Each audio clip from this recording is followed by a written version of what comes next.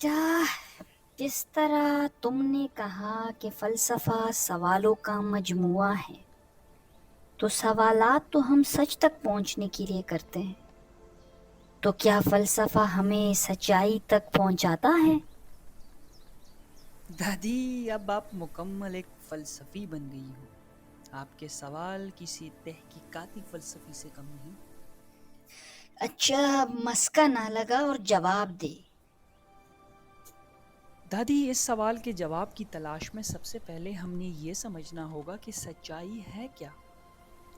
دادی، سچائی کے بارے میں سوال اتنا اہم ہے کہ فلسفے کا ایک پورا شاخ جس کو علمیات کہتے ہیں، اس کے بارے میں ترتیب دیا گیا ہے. فلسفہ سچائی کو 3 قسم کے تصورات سے سمجھتا ہے، جس میں سب سے پہلا نظریہ مطابقت. یہ نظریہ کہتا ہے کہ وہی سچ ہے جس کا ہماری دنیا سے مطابقت ہو.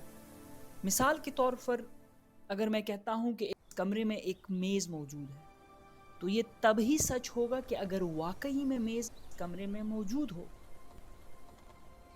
مثال آسان الفاظ میں، سچائی وہی ہے جو سب کو ایک طرح سے ہی نظر آئے.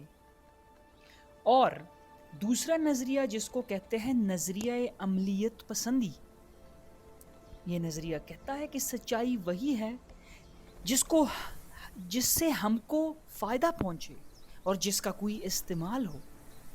نظریہ عملیت پسندی ہے کہ سچائی کو آپ ضم کر سکتے ہو، جس کی آپ توثیق کر سکتے ہو، اور سب سے اہم جس کی آپ تصدیق کر سکتے ہو.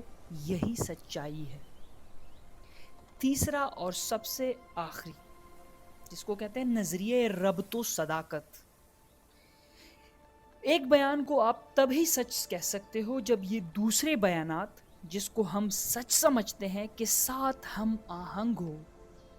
مثال کے طور پر اگر میں کہتا ہوں کہ میرے ہاتھ میں ایک گلاس ہے، یہ تب ہی سچ ہو سکتا ہے کہ جبکہ میرے نظریے ہاتھ کے مطابق نظریے اور گلاس کے مطابق نظریے ہی سچ ہو.